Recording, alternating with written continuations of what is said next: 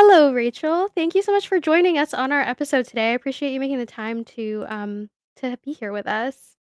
Hi, I'm so happy to be here. Excited to have you. Thank you. We usually start off talking about what books we're reading. So, Rachel, do you want to start us off? What are you reading right now?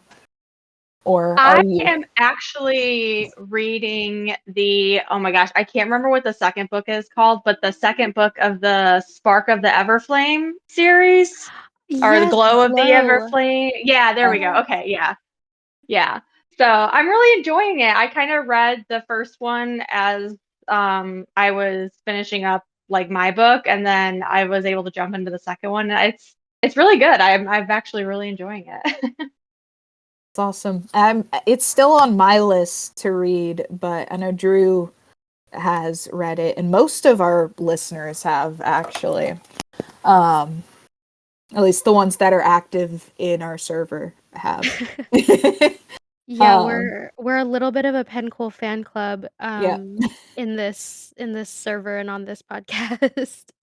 Yeah, we love seeing indie authors like just take the world by storm too, because she yeah, was indie prior too, so love Yeah, it. yeah. yeah. And I just saw Glow in a bookstore today, so I know. They're so pretty. yeah. What are you reading, Nancy? Well, I'm still finishing up, like I mentioned before we started recording, I'm still finishing up By the Sharp and Shadowed Wings. I'm also still listening to The Lost God. Kind of put audiobooks on the back burner for a bit to finish up By the Sharp and Shadowed Wings, but I'll be getting back to that, still right at like 70% on that one. Ooh. Both really great books, so I'm enjoying those. Ah, thanks. What about you, Drew? I'm insane. I'm doing something I never normally do, and it's reading multiple books at the same time. Um, Usually that's my job. I know. I am still reading By the Sharp and Shadowed Wings. I'm still reading A Rivalry of Hearts by Tissonja Odette. I don't think I've ever mentioned a book in consecutive episodes, so that's wild that You I'm have. still not finished with this. And it's not 'cause I'm loving it, I'm loving it, I'm just reading so many other books, Yeah, and then I'm I get also that. reading, um, Fight by Sloane St. James. Um, that one just came out, and, I saw it come out, and I was like, "Well, I need to start reading that," and so now here I am, reading 3 different books like a crazy person. Hey, if it's crazy, I don't want to be not crazy. Yeah. It's It's always like you got to have one audio, one like paperback or physical, and then one like Yeah, on your Kindle. Like that's like the trifecta right there. yep. That's so I funny. Yeah, have more it's than true. that. um, that's usually how I like explain it away, but I'm like, no, Goodreads says I'm reading 7, maybe. Wait, is it 7 or 8 now? Oh god.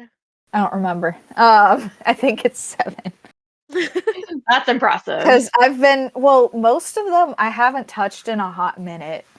Like one of them is just a collection of, Norse myths that bought and started reading for the sake of researching for my book. Hmm. And so like I was trying to read the whole thing, but for the most part I'm like, okay, if I need to reference a specific myth, I'll try to find that in there. Um but like there's just I keep like having the like, oh, this new shiny book, I'm gonna jump into this immediately instead of finishing the ones I already have started. I um understand. so curse of being a mood reader. Yes, yes. And that's the same way with like writing too, right? Like the shiny Yeah, object syndrome of like getting story ideas and you're like, "Oh no, I need to like yeah, not follow the shiny object right now and just finish this one." yep. I don't have a problem with like having a bunch of, project ideas as far as writing, but like I'll be doing something else, usually like driving or showering or something like that, and Mhm. then I'll have Mhm. like puzzle pieces fall into place. I don't know like if Yep. you're a plotter or a pantser, Rachel, but I fall more on the pantser side. And so I Yep. have, and my work in progress is also Norse mythology inspired. So I'm like, I Yep. have a bunch of little pieces of the myths and little like things that I'm like trying to incorporate into my book. And I'm like, okay, but I don't know how to tie everything together just yet. And Mhm. so like I'll just be like, oh wait, that's how that fits in the puzzle. It's like putting together a puzzle for me. Yep. And then I Yeah, it get really is. excited about like, oh, these characters that I'm going to introduce, or or like this other thing that I like kind of get demotivated on the spot I'm on right now. I Mhm. did write out of order for a while. But now Oh, I'm like, wow. I need to try to piece things together now, Yeah. and try to stay consecutive a bit more.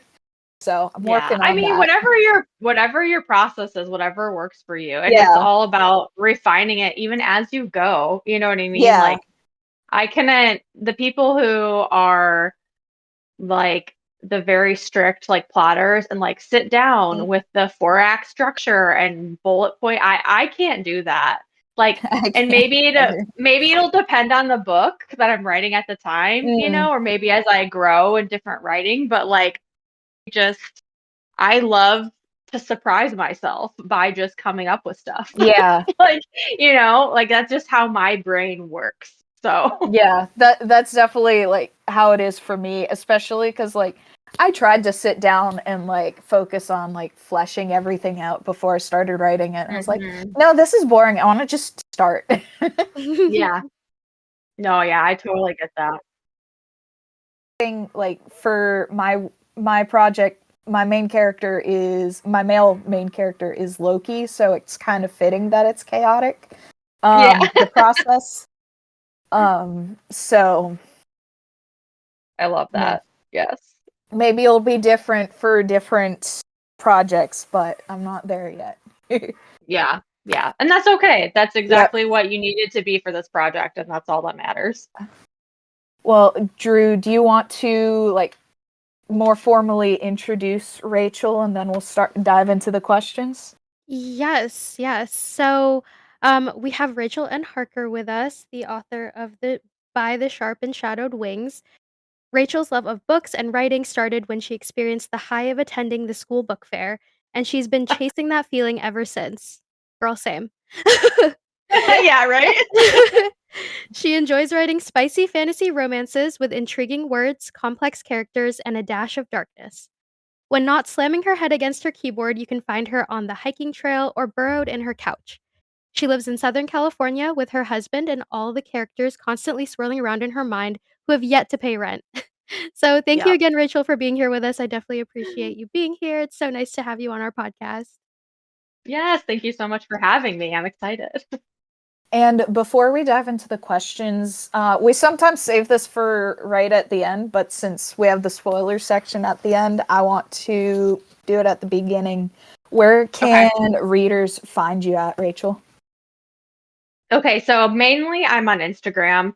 I have not yet delved into the world of like TikTok or anything like that. It's chaotic.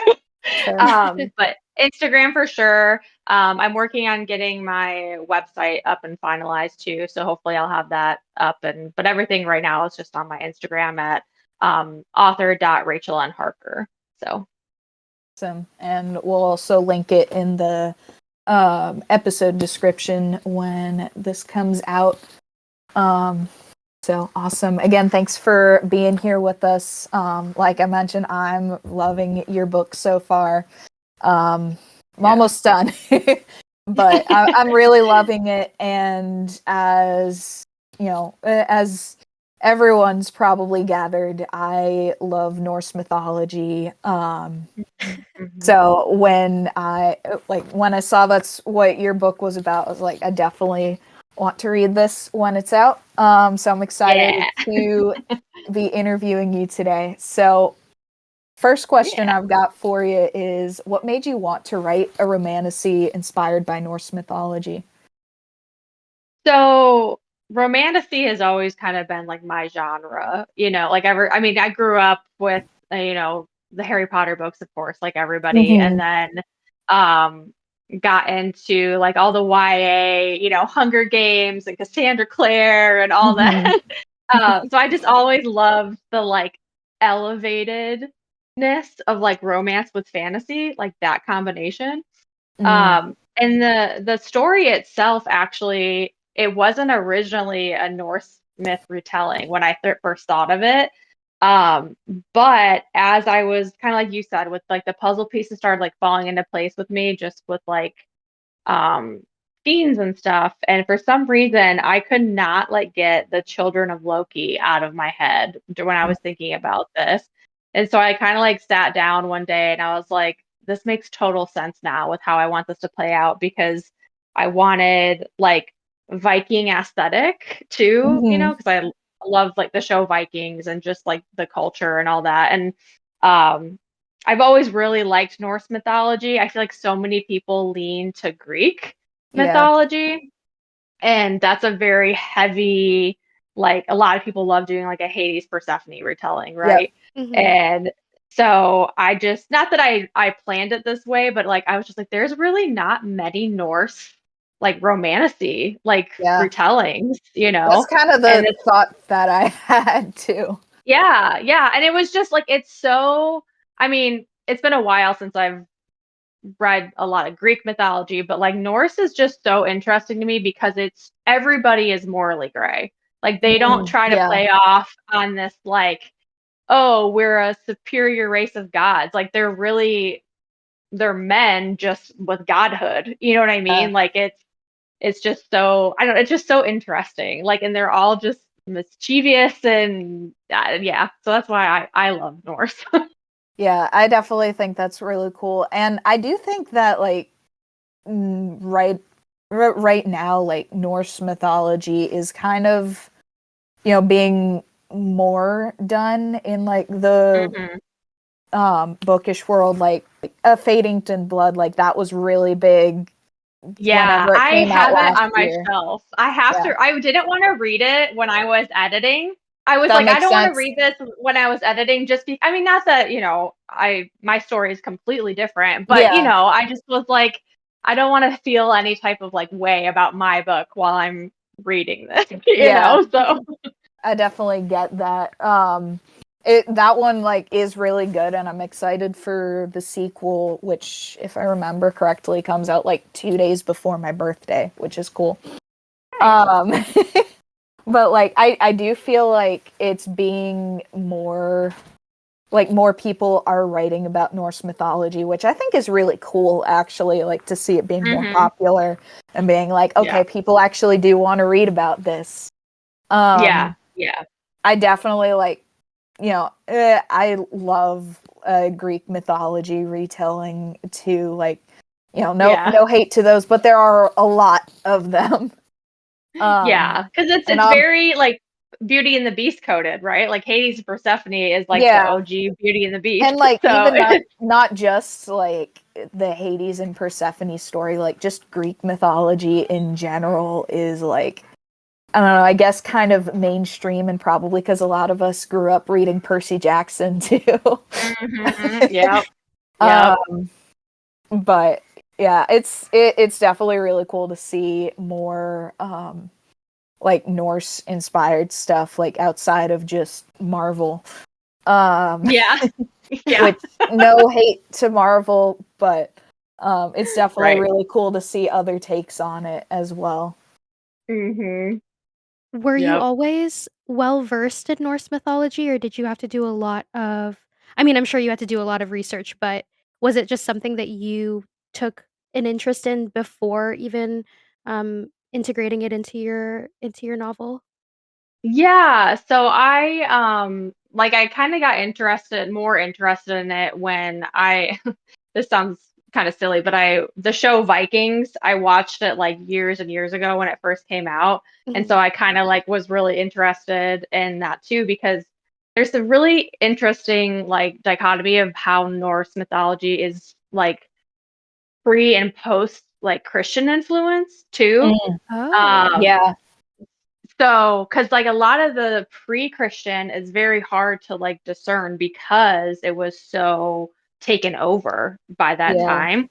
and And they had no writing systems either. So yep, nothing was written down. So a lot of it is anybody's guess. Like, a lot of the archaeologists and stuff are kind of piecing together what verbally and by, picture graphs and stuff like that. But so I read Neil Gaiman's Norse mythology book, yeah, and that. then yep, and then I literally I have so many different Norse mythology books, Yeah, I and do too. even like the Edda and the Saga of Icelanders, like it just I Mm, have a little bits here and there. So I definitely did a lot of research while I was writing and drafting and stuff like that. But my main focus, I feel like when I was writing, I wanted it to read interesting for people who have no idea what Norse mythology is and those who do. So like those who are ingrained in Norse mythology, like they're gonna find little tidbits in there that they're like, oh, like I know what that is from, like what myth is that? But people who have never read Norse mythology, I don't think it matters. You know what I mean? Like I Mhm. don't think that they really have to know like anything. Oh, I love that. That's perfect for me. We had an episode, I'm so ashamed to admit this, where I mistook Greek and Norse mythology. I, may have interchanged the 2. It happens. yeah, So, I'm excited to learn more about it through your book. Good. Yes. and I can definitely attest to being on the other side of the spectrum, being like picking up on small little details and stuff. I was like, oh, I love that.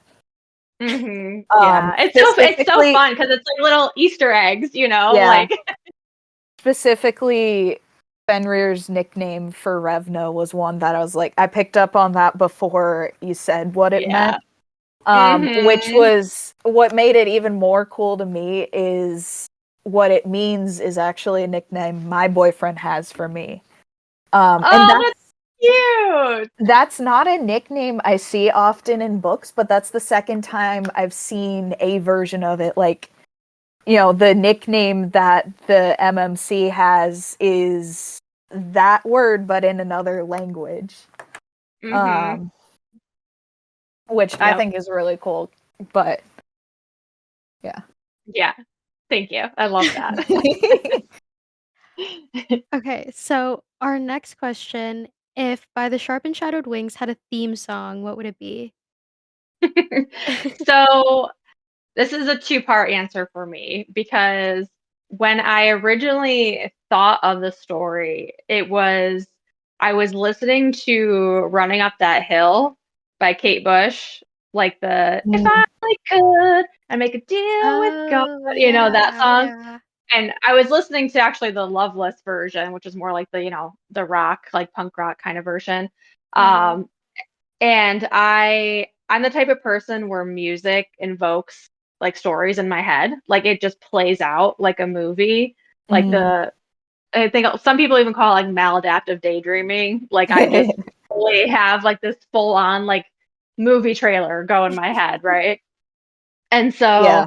so that's how like the idea came to me. But then when I was writing, one song that was on repeat a lot was a song called Without You by Ursine Valpine. It's a really song and tragic or really slow and tragic song. Oh, no. No spoilers, um,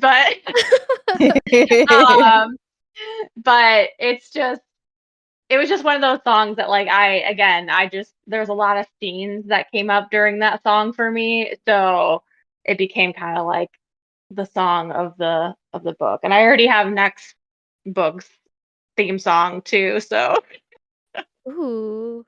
I mean, if you're yeah, willing to tell us. Just give us yeah. a hint. So it's Last Resort. The it's like the thematic version. I think Papa Roach was the original. Like, oh, I'm trying to think of like the. I'm just gonna be singing on your podcast. It's fine. It's like That's cut my fine. life into pieces. This is my last Uh-huh. resort. Oh, Oh, Yeah, yeah. yeah, yeah, yeah. yeah. But it's the thematic version. Yeah, but it's like the thematic version, so it's like super like Oh, that's dramatic and cool. violence and like Oh my you know. gosh. Yeah, you should Yeah. listen. It's a really like if you don't have it on your writing playlist, Nancy, you should definitely add it because it is a strong one that you're just like, oh, it evokes so much emotion. Yeah. Part of the reason I put that question on our list was number one, I remembered seeing one of your posts being like mentioning that music is a big part of like your writing Hmm. process. Yeah. But also there was a song that came to my mind while I was reading. Do you know the song Gods and Monsters by Lana Del Rey? Yeah. Yep. That Yep. that phrase is, I think, mentioned a few times in the book, and so that song came to my mind, and so I was curious if like you knew the song or if it was a coincidence that those correlated, but Oh yeah, um I know the song. I don't know if that one's on my writing playlist or not. I have a lot. I have a lot yeah, of monster theme songs on my playlist, but I don't know if me that too one is it. actually. But yeah. um but awesome. Now that your debut novel is out, do you have a favorite or least favorite part about being an author? Oh, yes. I say my favorite is absolutely just like interacting with readers. Like I am the type of person that I love getting DMs from people like yelling at me for things. Like you know what I mean? Like Yeah. if I've gotten so many DMs of like, okay, this slow burn is excruciating. Like you got to give me something. I'm just like, Yeah. keep reading. So I really just like. I mean, I think that's the both beauty and the curse a little bit of social media is like having great access to authors. Mhm. Um, luckily, I've not had any mean DMs yet. That's good. Oh, good, Um, good. but I'd say like my least favorite thing, which is gonna sound so silly, is anything admin. I hate doing like the admin side of things, like the back end of like actually publishing a book about made my hair all my hair go gray. Like I'm so not like a technological savvy person. So thank God for my Yeah. husband because he had much more patience than I did. That's good. At least you had some help with that. I think Yeah. that's probably like I feel like that's pretty common of a response Hmm. for especially indie authors because they're like, you started writing because you wanted to tell stories, not because you Yes. wanted to do all the businessy stuff. Yeah, Um, yeah. And I'm sure it's something that like I'll get used to once I have more yeah. of a system in place. But like the first book is just chaos. Like you're just Mhm. trying to scramble and like figure out all the things you need as you go, you know? Yeah. Or maybe that was just me. I don't know. Maybe I'm just a chaotic person. So I mean, I feel like there's definitely a learning curve to it. I can't speak from yeah. experience just yet, but from every author I have talked to, I feel like there's a learning curve for everyone. Like Yeah. figuring all the things out, and then hopefully with each book it gets a bit easier. Yeah. I will say the one thing that like especially for any like indie authors or people who are planning on publishing, like don't be afraid to reach out to people who have already done it because like Mhm. I have had so much like help from other fellow like indie authors, and I'm not kidding when I say like I wouldn't have been able to like do it without them, like because they were Mm. just so patient, like people who have already walked the path before. Like it's so nice because you can Google stuff all day long, but like the actual like someone who experienced like doing it, like Yeah, they have the tips and tricks that they can be like, oh, don't worry about that, instead of going down this like deep dive rabbit hole on Ingram or KDP where you're like, yep. I don't understand. Like, you know. So yeah, don't be afraid to like buddy up and reach out to other Yeah. people who have done it before you. Yeah, I've definitely heard that advice a lot, and I personally will be utilizing it once I get to that point. Yeah. Um, Seriously, do it. yeah.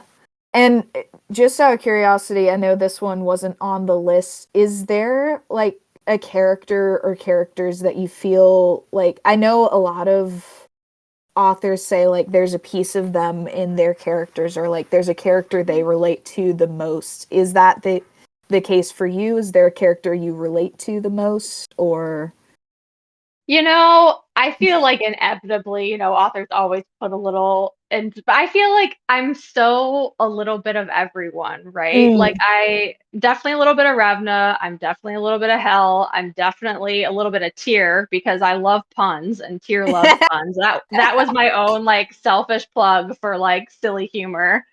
Um, you know, Yeah. Fenrir, like the whole like siblings. Like I feel like there's just like a little bit of drop of everyone. Yeah. You know, my husband was like, I see you and Revna a lot. And I'm like, well, that's neither here nor there, but Yeah. so Yeah. I think it's that inevitable, you know, yeah. like when you're writing, like you just do because that's what Yeah. you know.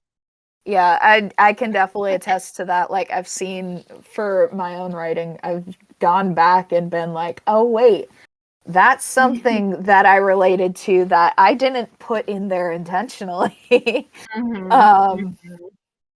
and so But like that's in what a makes it way, so it's what connects people so emotionally too, yeah. right? Because that's something if you experienced, you know how to write that. You know how to like convey that. Mhm. So, Yeah.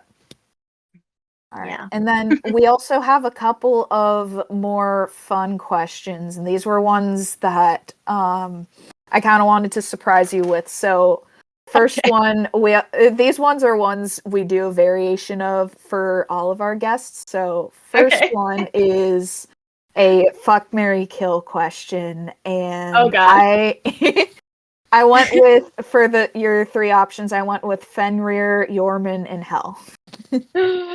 Oh, weird. Okay. I would fuck Yorman, marry Fenrir, and kill Hel because she's already dead, really, anyway. So That's fair. so loophole, she's the goddess of death. So I mean she's but yeah, I think, yep, fuck Yorman, marry Fenrir, kill Hel, just because she would just go home, essentially. What would you do, I love Nancy? that. Yeah. Um, I want to know your ooh, I feel like I don't know enough about Yorman yet, really. But I mean, by that logic, I think I might have to do the same. Because I love Hell, and I don't want I don't want to hurt her, but like you said, she would just go home. Yep, yep. um, so I might do the same. Yeah, I'll allow it. I'll allow it. that's fair. Yeah. I'll come back to you. You know what? Actually, Rachel, I will DM you. I will DM you with my answers when I Yes, finish the book. yes. Please I do. am tempted to swap Yorman and Hell, but I Yeah, don't know enough about Yorman to know if I'd want him dead. yeah. Okay. Understandable. Our next fun question. Okay, wait, I have a pre-question. Have Mhm. Are you familiar with The Amazing Race? I know what it is. I've never been like a watcher of it though. Okay, okay. If you would like, do you watch Survivor more frequently by chance? I have in the past, yes. Okay, this will be a two-parter then. Okay, Okay. which character would you choose as your partner for The Amazing Race? Oh, wow.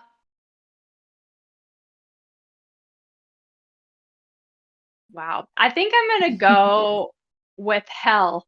to be honest with you, because she's just very well equipped in a lot of ways, and she can like split herself in two. So we basically always would have like somebody guarding our back too. Oh, that's smart. Oh, So that's so really, it'd be Yeah. like a three-person team. So That is really smart. yeah, I mean, I love my girl Revna, but hell, just she could have her, Draugr form come out and protect us while we sleep or something. Yeah, that would terrify everyone, probably. Like, they wouldn't come near y'all. Yeah, I'm fine with that. I know. I feel like this answers my next question. Since I brought up Survivor, which of your characters do you think would win Survivor?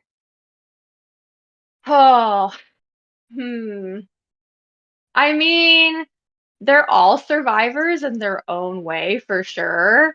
Um, I think, I think any like Fenrir in Hell would definitely win it too. But I mean, Revna is just a survivor by nature. Like she just, out of sheer stubbornness, she would win because she would like just refuse to like, give up. So I think she would be my next answer for that one. To not cheat and do hell again, I think Revna would be the winner. I love that. Mhm. The next question, do you have plans for this series or other projects that you're willing/able to share about? Yeah, so this series, as soon as I give myself a little bit of a mental break, I'm jumping right into book two for sure. Which because book two has just been like pounding on my brain for months now. Like I've had so much of it planned out for so long that I'm hoping that I'll just like word vomit my first draft. Um, so I really would love to get it out by the end of 2025. But I'm not going to rush myself either because, Yeah. trust the process. Um, so this series is my priority right now. I have so many other story ideas that I'm also just like really want to do, but I'm going to try and get at least one more book out for this series. Um, I think I'm trying to make the series a trilogy plus a novella. Um, but if it happens to be four books, it happens to be four books. I'm not going to be one of those like crazy like 7 book series for sure. It'll be no more than 4 books at the most. Mhm. I Um, don't think I could ever write something like that's 7 books or something. yeah, I That's a know. lot to keep track of. It really is. I know. But then, I guess for me, because like, not really a spoiler because it's going to be obvious pretty soon when I start marketing is like this next from here on out, the books are going to be multi POV. So I guess Ooh. when you start pulling in, multiple Yeah. points of views and storylines, I guess I could see it being like extended a little bit. Yeah. But yeah, I'm really excited for the next book. That's awesome. I do love when book 2 and onward in a series, we start to get the other POVs because it's like in the first book, it's fun just to have the one POV. Things are Yeah. surprising. You're not, like, spoiled by anything from the other characters' perspectives, and then once you get into the later on in the series, you start to see everything, and you get, like, a Mhm. better view, so I'm excited to Yeah. hear the other points of views. Yeah, they're all just such like in my brain, they're all such like real characters to me that like I couldn't not give them point of views. You know what I mean? Like it would Yeah. just be so hard to keep them so muted in the background that like they like especially like the three, siblings, like Yeah. Helen, Norman, and Fenrir, like they all definitely need their own point of views because they just have there's a lot going on. So Awesome. And then I left it off of the notes on accident, but um another question for you. Do you have any I'll say any further advice for aspiring authors because you did kind of give a tidbit of advice earlier on reaching mhm, out to people who have already done it. But do you have any yes. more advice you'd like to share? Yeah. So I apologize if this is chaotic, but I'd say the first the first thing is that like don't let anyone make you feel like writing is only for the elite few. Like Mm, just because there's like, this division of like trad versus indie, like fuck it. mhm. Like it doesn't matter. A book is a book. Yeah. Um, like storytelling is for everyone. Like long before there was books or the three-act structure, there were stories. And if you love it, that's the only permission that you need to do it. Yeah. So, um, and I say like the second thing that I learned during my process is to get really good at decision making while you're drafting. Oh, Like, and what I mean by that is like that's the kind of stuff that will stall you, right? Like people call it writing block, where you just like get stuck on like, well, I don't know what I wanted to do in the scene, or I don't know what I want this yeah. character to be, or this location. I can't tell you how many times I put parentheses, figure this shit out later, and move on from it.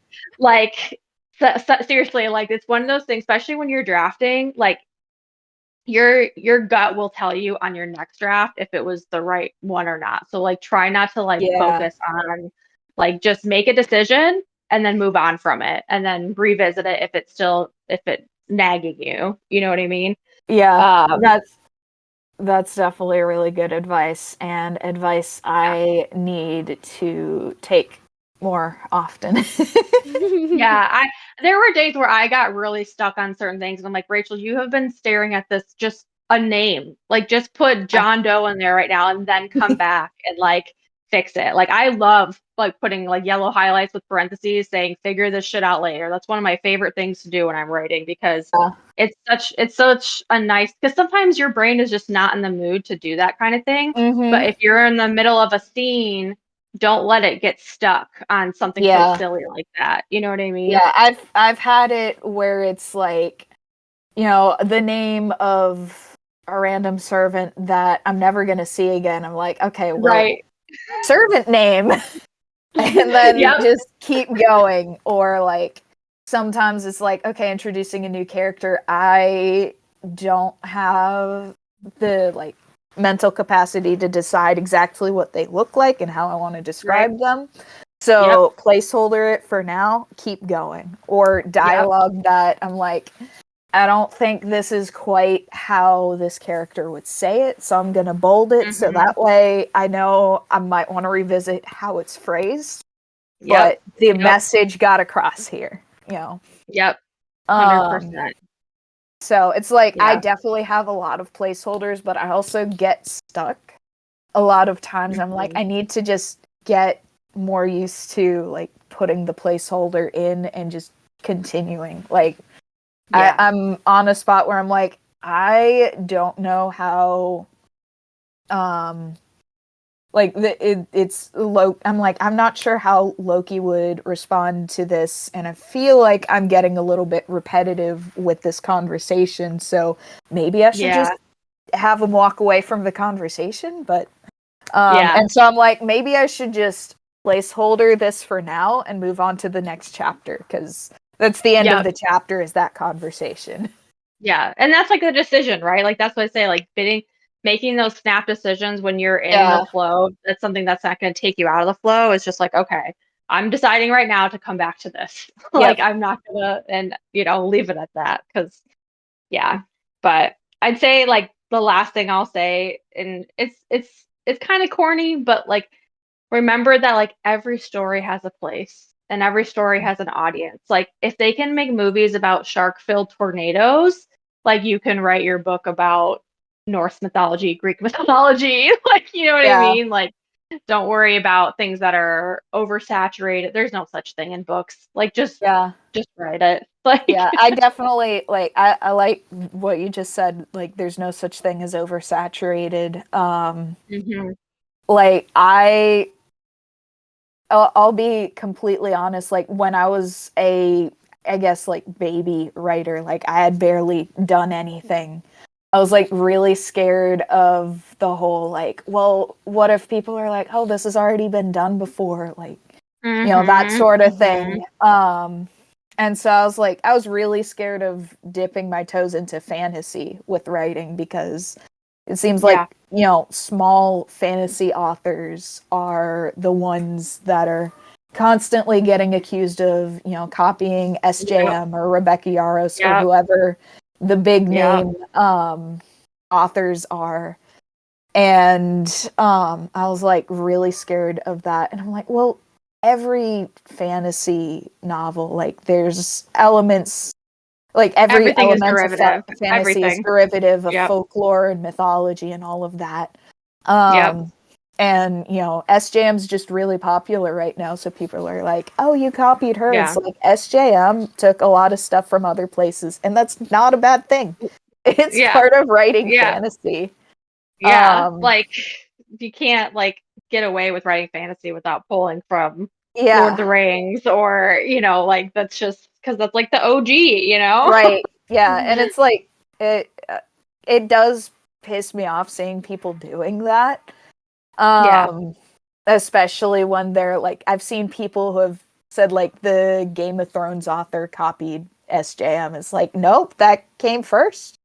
Um, Yeah. at least Yep. Google when this came out before you make an accusation like that. Yeah. I know. Um, like people are just really silly, but the other thing, like, is every author is going to do something differently, and that's the Hmm. beauty of writing. Like a lot of my characters and your characters, a lot of them have the same names because they're inspired by the same mythology, Right. but my Loki is very different from your Loki. Hmm. Like, and it's really cool to see where some of them are similar. Hmm. Um, and where some of them are very different. Like, I know you haven't read what I've written yet, but obviously I've read what you've written. Yeah. And so it's like really cool for me to see, like, some of them are fairly similar. Like, I would say personality wise, if I had to say like characters from my project that's like closest to yours, I would say probably Hell is one of them. But Okay. like my Thor and Loki are very different from your Thor and Loki. Yeah. Um, and like, things like that, uh, and it's really cool to see, like, especially when it's inspired by mythology, like the Hmm. the aspects of their stories that different authors pull from um for their retelling is really cool. Yeah. Yeah. Yeah. I love that. Yep. All right. Very cool. Drew, do you have any other questions you want to ask Rachel before we dive into the spoiler section? Um, no, I don't have any other questions. Rachel, thank you for being here. I'm gonna dip out because I Okay. refuse to No be spoiled. spoilers. Yes. But thank you again for being here, and, hopefully we can have you on next time when your second book comes out, and we can talk about that a little bit more. Yeah, I'd love to. And yeah, don't forget to slide into my DMs and let me know your Mary Kill list. And 100%, 100% I will. I'm so curious now. I'll put it on my top of my to-do list. I have a horrible memory, so hopefully I'll be screaming either way, though. Nonetheless, I Okay. will be screaming in your DMs, lovingly screaming. Okay, awesome. Thank you. Okay, good night, ladies. Bye. Bye. Bye. Bye. All right. It feels a little weird to be the one staying on for the spoiler section because usually I'm the one who has to leave. Well, we I've won't do been, too yeah, many, but I've been on like for the spoiler section before, but usually it's like all of us are still on. Um, so it's okay. weird being the only one left for once. Um, there was something that, oh, I remember what it was. Okay. I'll start with the questions I've written down, though. I was just like, wait, I had something else that I wanted to say as well that's Hmm. not in my notes. So, first of all, in the spoiler section, are there any characters that you're excited to show more of slash introduce in future books that you're able to um, able to talk about. Yeah, so I kind of said a little bit earlier, like I'm really excited to get the um, POVs from Hell Mhm. and Yorman, because especially Yorman, like he's just at this point, he's a very interesting character, right? Because we have no idea where his loyalties really lie. Yeah. Like, so, he's got a lot of like secrets and kind of mystery and like what I have planned for him. Like people, I know by the next book, people are going to be feral for him probably, but like, Based on your stories, I think people already are. yeah, there's some people, which is so funny because like I'm the same way. Sometimes when I read like books, I tend to love like the like mysterious side characters a little Mm. bit more. You know what I mean? Like Yeah. when I first read ACOTAR, like I loved Reese, but I loved Cassian. Like I was like, no, Cassian is my man. Like he's not even like has a POV, but like, so I just for Yorman, I think that's going to be really interesting. And Hell, like, just she's going to be a pretty major character in the next Yeah. book too. So like, there's a few other characters too, but I think that's a little too spoilery at this point. So I'm going to keep that close to my chest. Well, I'm excited to see more of that. I'm definitely like Yorman's definitely one that I'm like really curious about.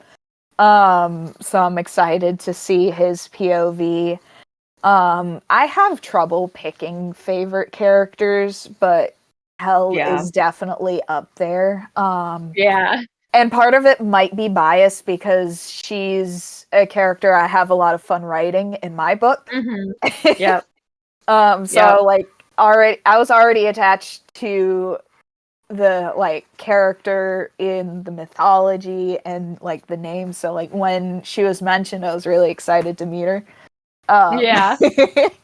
but I definitely like I love your take on her as well. And then I also Thank have you. another question written down. Will Mm-hmm. we see more of the Midheim Maidens? Or is that too Yes. spoiler? Okay. Nope. Yeah. So I mean, I feel like at this point, like even if I mention it, most people will forget, and it'll still be a delightful surprise in the next book. Yeah. But they're not completely out of the picture yet. That's Okay. what I will say. Is they're yeah. So I'm glad to hear that. yeah, I wouldn't have made a big deal about them if they weren't gonna come back in some way. You know what I Yeah. mean? Like Yeah. so. Awesome. Um, Another question that I wanted to ask is about the siblings, like writing Fenrir, Yorman, and Hel. Like, Mhm. um, I really like the way you wrote their dynamic. Like, it felt like a real sibling dynamic. I have 4 siblings, so Yeah. like I definitely am like, yeah, that feels real. Mhm. And I can relate Mhm. to different bits and pieces of it. But I was curious, like, how was that for you? Like, was it fun to write that dynamic, or did you struggle with them, like getting them to cooperate? Yeah. So I also have 3 siblings. So I definitely come from experience of, I have 2 sisters and a brother. Um, and I just I just loved writing their dynamic because it was like you said, it's so like I really didn't have control over them too much. Like they just were already like just the way they were when I started Yeah. writing and like you know like Hell is like the typical like mature daughter who like kind of takes Mhm. a lot on herself and like Fenrir is like an overprotective brother and Yorman's kind of like the odd child out but like he's still very much like protective of his siblings and like Yeah.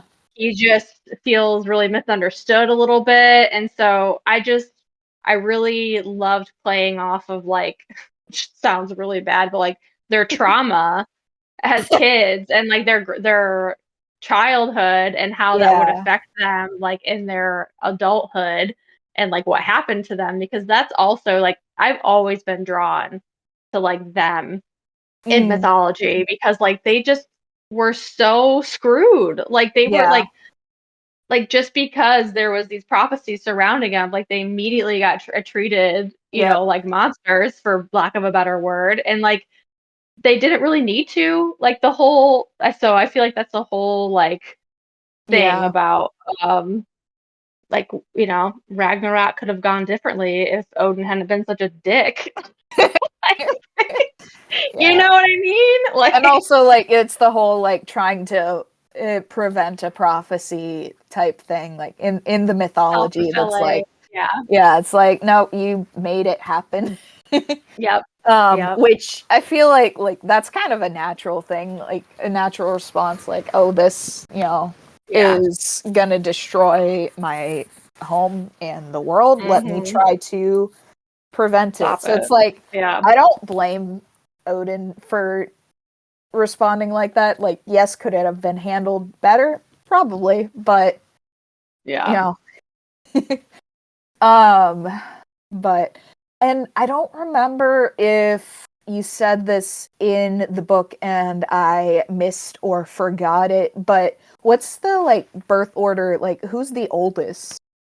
So they're actually triplets for me. So they're actually just like, I know that's not very clear in like actual mythology. Like some people have written it differently and stuff like that, but I just wanted them to all be triplets. That way, like they were kind of on that level, that level playing field of age and stuff like that. So, because that'd be a whole different dynamic of having like the oldest, the middle, the youngest, and you know, which I mean, they kind of fall into it a little bit just with the natural order of them, but like, no, for me, they were just triplets. So that's cool. I didn't pick up on if they were or not. I don't think in the mythology. I guess it probably depends on like different translations and stuff. Like I know that I've read somewhere it's like, you know, Loki went away from Asgard, you know, 3 times and then so but I don't remember a birth order being mentioned for them even in mythology, so I was curious about that. But I did want to like ask about that because I have a different trio of siblings. Because I've played with like the, you know, family dynamics a bit for my project, but I think that's one of my favorite parts to write is like the sibling banter. Like my trio is Balder, Loki, and Thor. And that's also the birth order. So it's like that's some of my favorite dynamics to write, especially between Balder and Loki, because they're like opposites. So it's a lot of fun. I love that. So yeah, I think that sibling dynamics in books generally is a lot of fun, and I feel like sibling trios is definitely one that I enjoy reading. Because I don't know, I feel like you get a lot of chaos with that. Yeah, because there's always just like a slight imbalance, right? It's like, you know, just a little bit. Like sometimes, so. But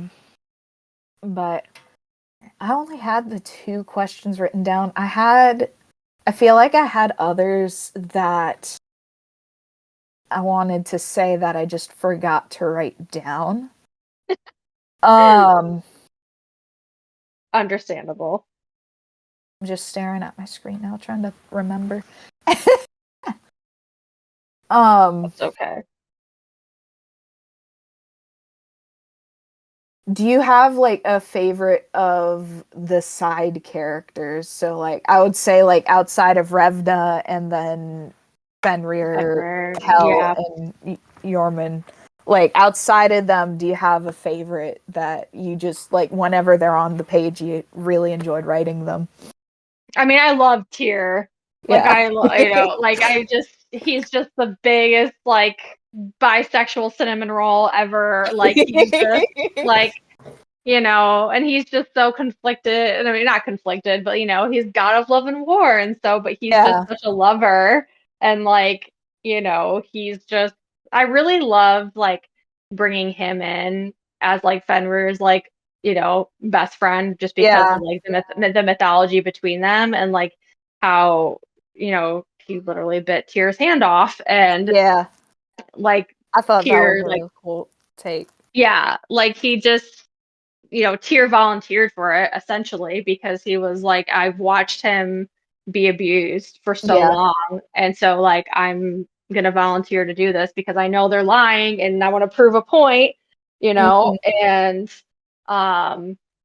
so I really loved writing like them being friends too, like, because it Yeah. was such a, like, I don't know, it was really fun to like pull that part in. But I think Yeah. from aside from Cheer and like everybody else, I mean, I love Austri too. Yeah.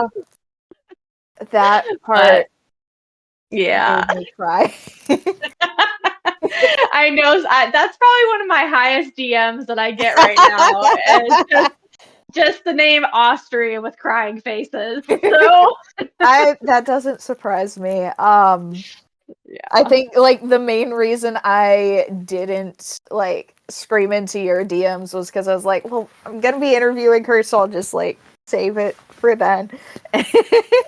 I know um, it was. I if it makes anybody feel any better, I like viscerally sobbed when I was writing it. Like, I mean, just like full on was like, I literally made a video. I never posted it though. I was like, I just killed my first character. Like, it was so ridiculous, but I wanted it for posterity. did you know that he was gonna die when you were writing, or like when you got there, like when you introduced him, did you know you were gonna kill him off, or did that like come later that you're like, oh no, I'm gonna have to kill him? Yeah, he really kind of popped into my head as I was writing, and he just became like, I really just wanted Revna to have this like other comforting, like, not quite father figure, but almost a Mhm. little bit, because he just like dotes on her so much, Yeah. like she's never had, mother or father really to speak of. And like she just, he wants to stuff her full of food all the time and make sure she's getting rest. And like, so she just really needed that like little bit of balance against like the fighting aspect of her personality, of someone who's more nurturing. Mm. And so like, and he just became such a alive character in my head. And when I knew the scene, like that they were going to get under attack and stuff like that, and I was kind of like, as soon as I started writing it, I was like, oh god, I was like, someone's got to die, and I know exactly who it needs to be, because like they just had such a connection. And um she kind of needed to have that dark night of the soul, right? Like she needed to kind of Mm. regress a little bit on everything that she had at her character arc. She had a little bit. So um I felt like that, aside from like like, Fenrir or something, like it was the most obvious to kind of Yeah. do, because like he was just such a gentle character, and like it's usually the way to go, unfortunately. Like, yeah. Yeah, that does usually seem to be the characters that die. Yeah. Yeah. Um, but I had something I was gonna say. I forgot it. Um, but yeah, Characters. he's definitely like I can definitely see why a lot of people would be mad about. Yeah. Yeah. Oh, I remember what I was gonna say. I did like the touch of her asking Freya to take him I really liked that touch. Yeah, that's actually when I mean I have a lot of favorites that I wrote, but like when I wrote when Fenrir and Tyr went to go see Freya, that's one of my favorite scenes to write just because like I had at that point I had, built up a lot of background about her. Like there's a very, very big tie to like this whole, inevitable prophecy and war that's brewing, and like I'm having so much fun with her aspect, like in her story and how it plays into everybody. And I'm really excited. That's another character I think I'm really excited to like people get to know more is Freya.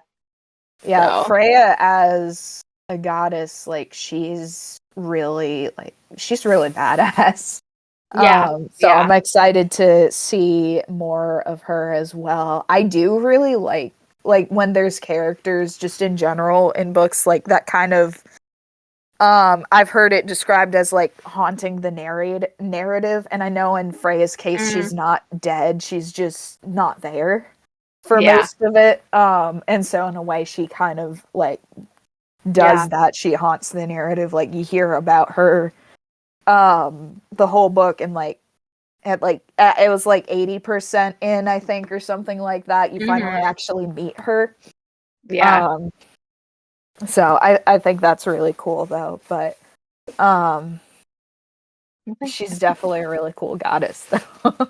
Yeah, I'm really excited for her. Yeah.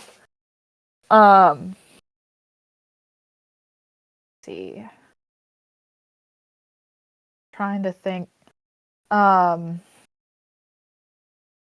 There was like small things that I was like that was like interesting, not in like any sort of negative way. It was just like, oh, neat. And I picked up on that like when Loki first showed up, like actually showed up, not the memory. I was like, oh, he's blonde. Yeah. It just surprised me. Cause like, Marvel's Loki has black hair.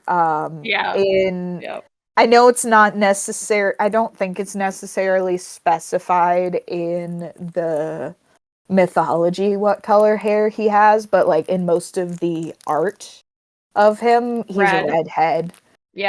Which my Loki is a redhead. And it's like he's a shapeshifter, so he literally could be whatever hair color he wants to be, so it shouldn't have surprised me that much. Right. But I was like, oh, he's blonde. Okay. Yeah, I just it's fun to play around with like this because like I didn't want. I mean, don't get me wrong. Like I love I love Marvel, like the original like Infinity Saga and stuff, and I love Loki and Thor and their whatever. But like I didn't want it to be exactly like that Loki, because I know. I mean, I'm sure so many people are gonna picture that anyway. Yeah, probably. That's just what they're used to, and so. Which is fine, but I just was like, he's. Yeah. I don't know. I just like the idea of making him blonde.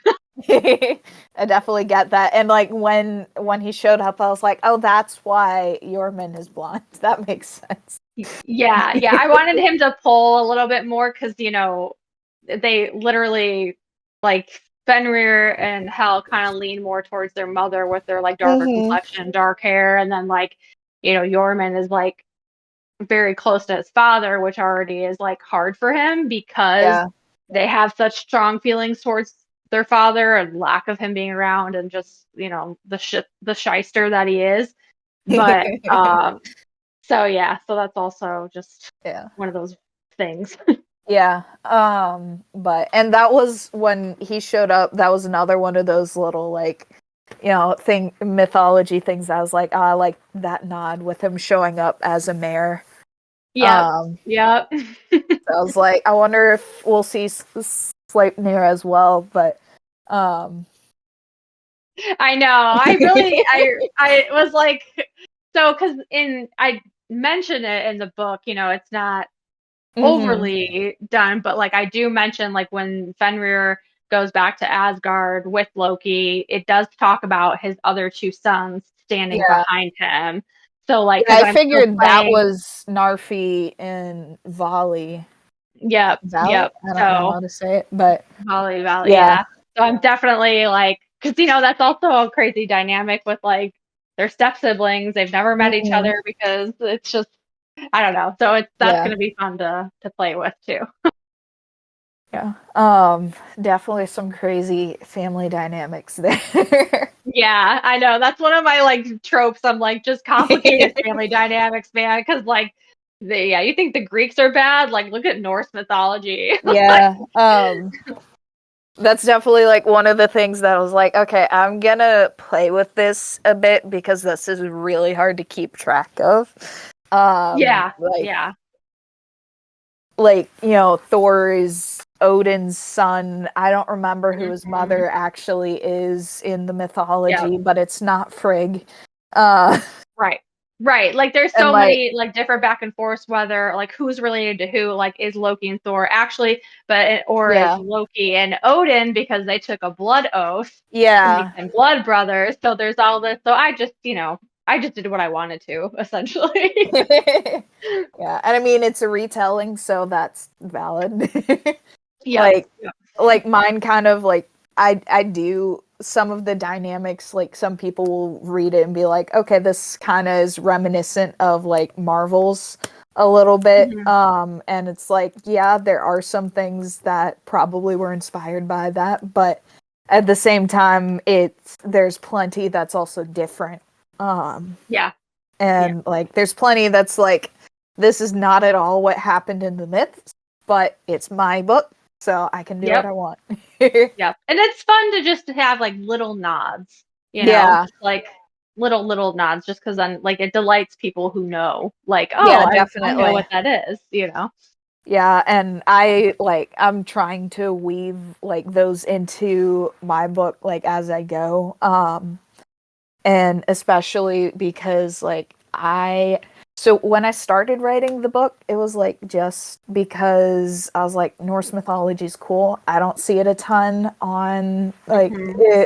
in the book community. I don't see a ton of like Norse inspired stuff. Right. But more recently I started practicing paganism, Norse paganism being a good like chunk of that. I'd Love say it. I'm more Hmm. eclectic now, but um so like weaving aspects of that into my book has been a big part of it. Yeah. Um Especially cuz I feel Loki as a deity like kind of was like, "Hey, you should write this." And Yeah. like that like there were times where I felt like he was talking to me about it and I was like, it's just the character like in my head. Hmm.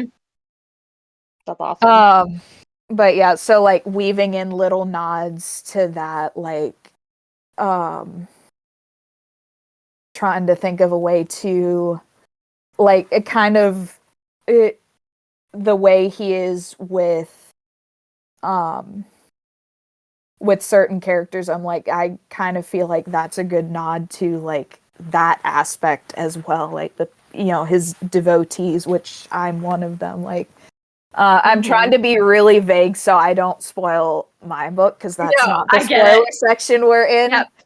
Um, I but like understand. having those aspects in there, and like Sigyn as a character, like she's very she's hardly mentioned in mythology, and so I'm like, okay, Hmm. well, I want to explore her character as well.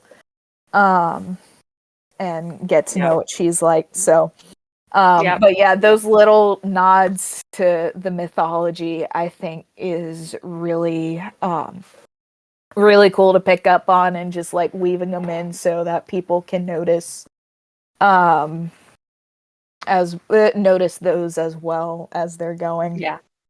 Yep. That was fun for sure. Yeah.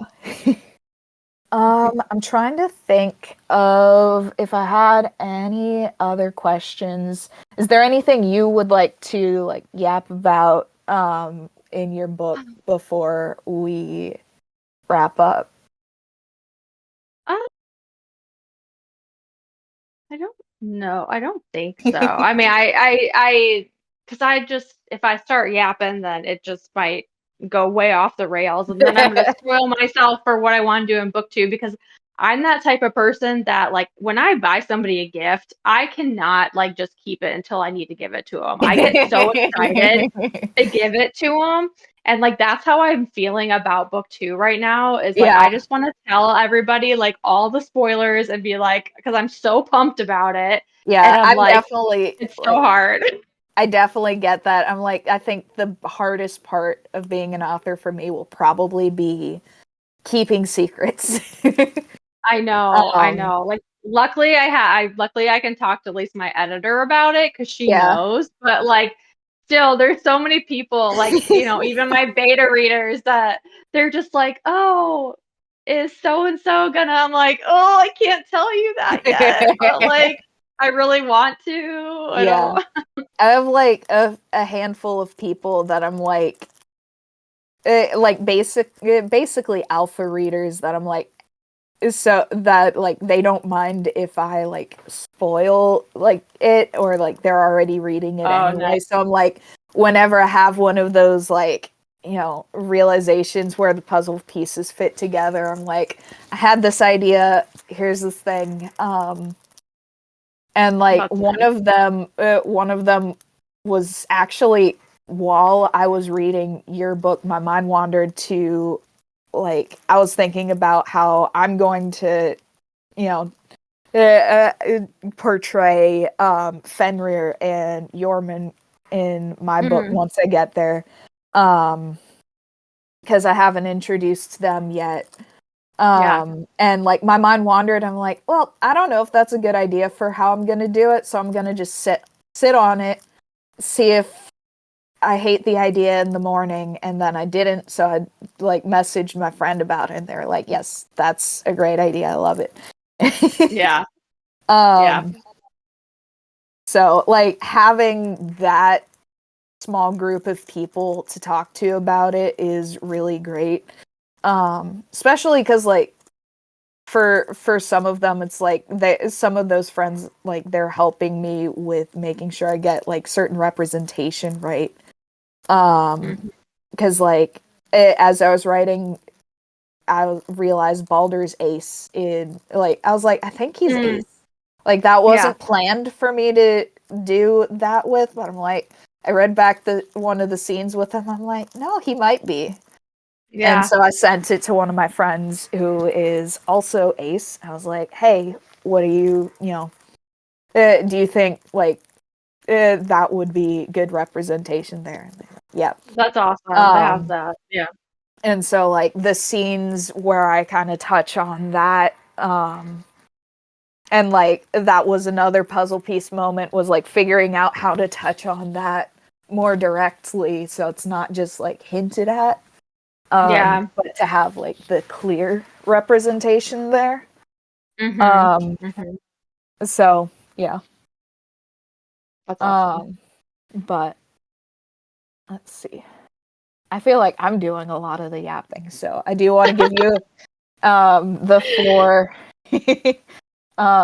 But I know, like, trying not to spoil stuff. I know. I know. I just, because I also don't want to spoil you, Yeah. because, like, where you're at the story, like, what's the last part that you've read? Like, what are So you? like the attack on Vanaheim just happened. So like Mhm. it's, everyone like dealing with the aftermath of that is where I'm at right now. Okay, yeah. Um So you're about to enter, like, a complete shitstorm, basically. So, yeah, the last like 10% of a fantasy book tends to be that. yeah, yeah. So um I apologize for the last 10% that you're gonna read. It does have. I mean, it's not really a spoiler, but because you kind of already know, there's a major cliffhanger. I mean, it's just it is what it is. yeah. But honestly, I, like, delighted in writing that cliffhanger, because it's brutal, but, like, it's so necessary, because that's Mm, exactly where it needed to stop. for this Yeah. book. You know what I mean? Like it was. Yeah, I feel like there's not a great way to do like a fantasy like series where it's not like Yeah. at least a little bit of a cliffhanger. Like there's different Yeah. levels of it, but Yeah. so like I might come yell at you when I'm done, Yeah. but Yeah. also from the writing perspective, I get it. Yeah.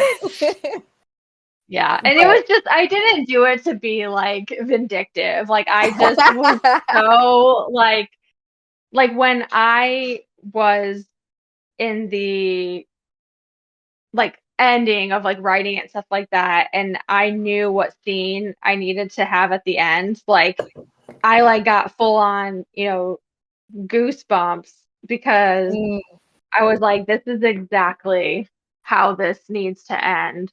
yeah. Um, and it leaves the readers wanting a little bit more too. So, Yeah. um, Make sure they come back for book 2. yeah, yeah. And like I said, I secretly love it when they come scream at me in my DM. So, Yeah. In like fantasy readers, like we might scream at authors for cliffhangers and stuff, but I'm pretty we sure love we all it. secretly love it. Yep, yep. So like I get that. When with the story, like did you kind of have like the overarching like plot line in mind and then like as you were writing figure out where like book 1 Mhm. ended?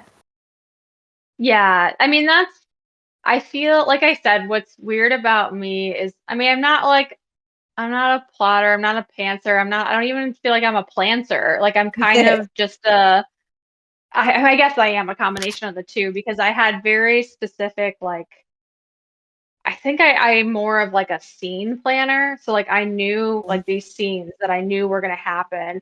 And so then, like you said, kind of like puzzling where they need to go and then filling in a little bit around it. So Yeah, I always knew like the beginning, middle, and end, right. essentially. Like, so um just from how my brain just like connected things once I started like daydreaming about stuff. Because I feel like that's also very important for writers is to give yourself space for daydreaming and Yeah, just like exploring stuff. So yeah, I didn't as soon as I knew how it was gonna end, it was just a matter of getting to the end. Like, so yeah, yeah. that was definitely like for me, like figuring out where book 1 ended kind of gave me a good idea of like, okay, how much time do I have like to fit everything Hmm. else I need to do into this book. Yeah. Um and like again, like having someone to spitball ideas with helped out a lot with that because I thought I had figured out the ending at first. I was like, I had this really cool scene in my mind and then like I could see it like a movie. And then Hmm. I was talking to my boyfriend about it, which I'm very much like I have a lot of the vibes.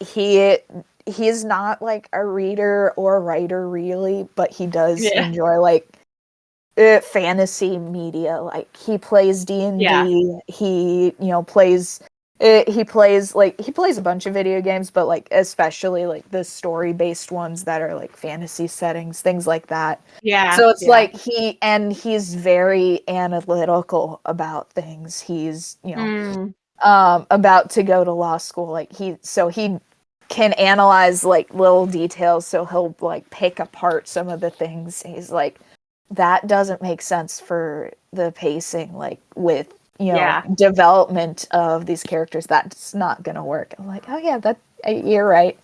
Yeah. So like I went back to the drawing board and figured out where book 1 ended, and that helped me out, I think, a lot with being able to figure out everything else. I keep using the puzzle analogy, so I'll go back to it. Like by the time I figured out the ending, I had already written the beginning, and so I also wrote the ending, and it was like making the frame Hmm.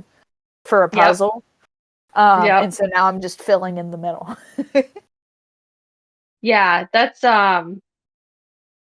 yeah, exactly. Like kind of, I mean,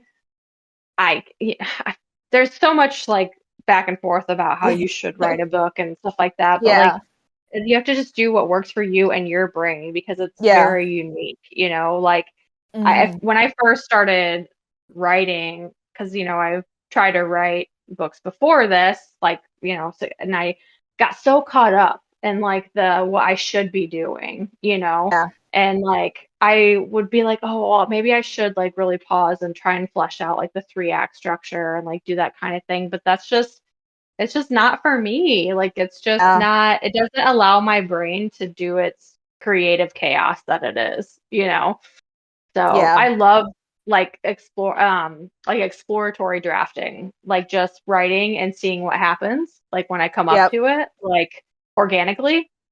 So Yeah. I think that's a good yeah. way to put it, and I think that's definitely like what I would describe my process as is like exploratory drafting. And like Hmm.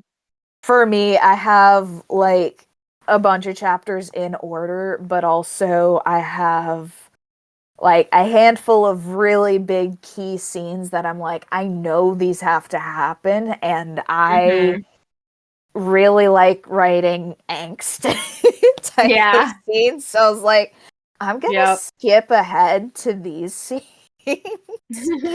um and write those, and then like get everything else in between, um like come back to those. Yeah. Yeah. Whatever works for you, for Yeah.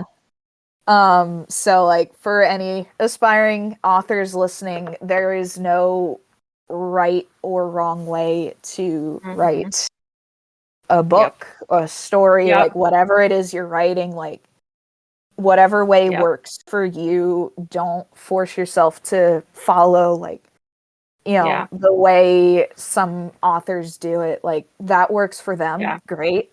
It might not work for you. So, Yeah. I saw one, I can't remember if it was, I saw it on Instagram or I wrote or read it on a blog or something. Um, but I know one of the authors, I have no idea who it is, but she, her first draft is like just all dialogue. She writes mm, in all the dialogue and then goes in and fills in like the cracks with yeah, descriptions and stuff afterwards because she just like that's how she is able to explore the story is through yeah, dialogue.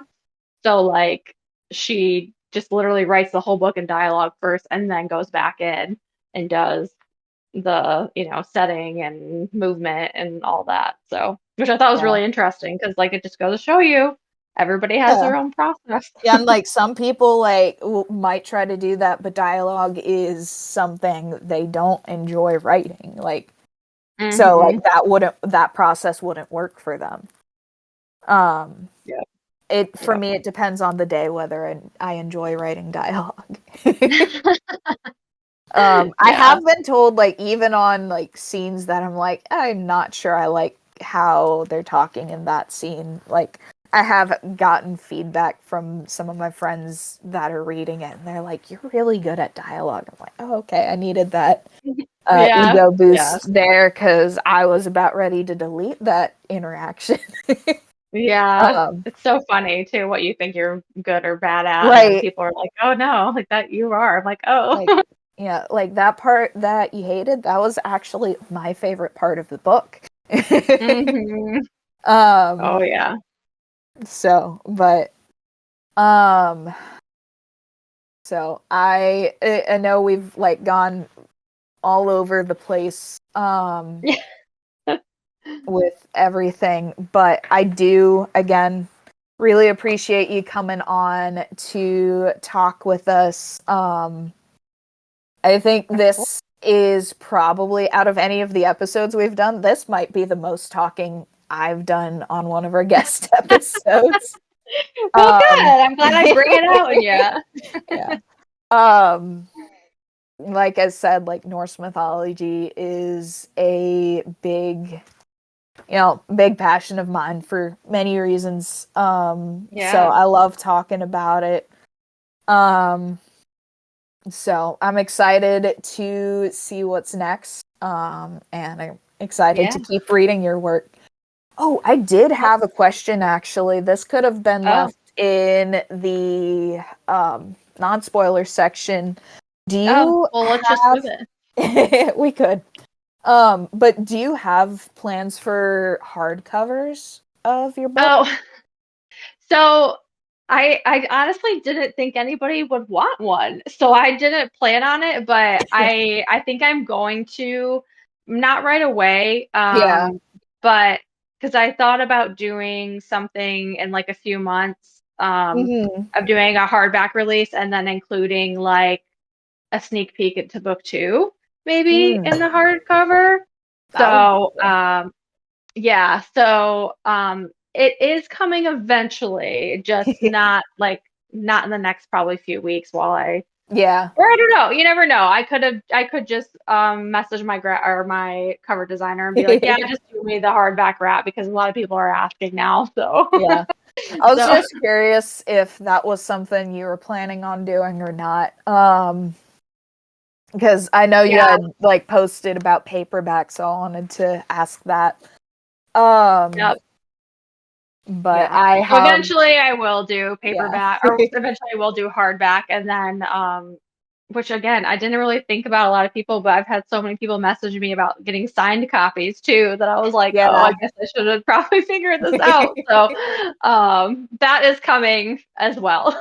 Awesome. So, Yeah, I probably need to rearrange it shortly, but I have a shelf like in the middle of my bookshelf that's just like Norse mythology related stuff, like, collections of the oh, that's myths. I have, cool. a copy of Neil Gaiman's Norse mythology that like I annotated like Hmm. while I was trying to do Yep. research to figure out like what I was going to write about exactly. Like, Yep. so I think I have room for at least one more book on there. There. Have you read The Witch's Heart I don't think by so. Okay, you should read it. So it's The Witch's Heart by Genevieve Gornichik, I think, but it is a Loki and Angrboda I retelling. think I might have heard about that. Yeah, so it's really good. Yeah, I would recommend because Oh, I found it. Yeah, I she have seen that yeah, cover. I think her, like, she is she has like a master's in like Norse Oh, mythology or cool. something too. So like she has like a bunch of note sections in the back of the book about like her take and her interpretation and like the different, like what different scholars have said and whatever. And but it's a really good book, especially if you're a Norse girly. So Yeah. I would check that out for sure. Awesome. I will be definitely doing that. Maybe Good. after I've gotten the number of books I'm currently reading down a bit, but Under control. Yes, yeah, understood. just a little bit. Yeah. Down to like Go- 6 instead of 8. yeah, I'm gonna try to finish a few books before I start any other one. I think that would just be really good for your brain. So, Probably. And like just not feeling bad about neglecting some of them. Because like yeah. none of the ones I'm currently reading are ones I'm not enjoying. Like I'm enjoying all of them so far. Yeah.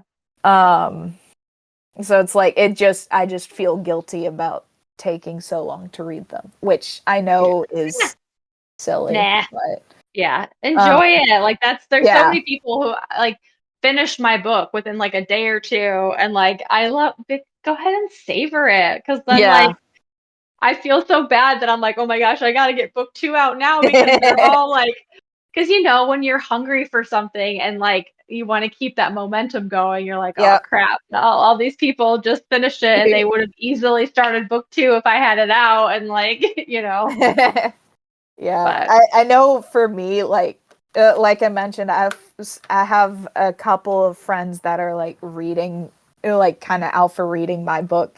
Like for me, having them being like, I want to read more, like kind of does hmm. help me to like when I'm like just slacking on writing. They'll be Oh like, I yeah, want to read more. I'm like, okay, fine. yep. um, And part of it's probably because like one of my love languages is words of affirmation. So when they're like, I love your writing," I'm like, "Oh, okay." Yep. I feel loved. Like, um, or like when they're like, "Oh, well, you just made me cry. Thanks." oh yeah, I love those messages too. Yeah. Like, you I know, feel like that's like, every yes, author's goal. yeah. Like you evoke emotion. Like that's like the Yeah. ultimate thing is like when you care so much about Yeah. And something like that it literally made you cry. one of my friends, like, it's really hard to make them cry over media. And so it's like, I made you cry. Yeah. So True. it's like, Yeah. like for me, it is really easy to make me cry over something. Um, I still like any book that does make me cry gets 5 stars. Yep. That's my rating system. I Yeah. don't have one. It goes based off vibes, but if I Yeah. cry, Yep. that is a 5-star book. Yep. So like, but like that, it's really easy to make me cry, I feel like. So That's okay. You have empathy. So I get really attached really easily. that's um good. But I think that is all of my questions for you, Rachel. Again, thank you for joining us today. Yeah. Thank you so much for having me. I'm excited to see more from you as well. Yes, I am excited to put out more and hopefully keep this ball rolling. Awesome.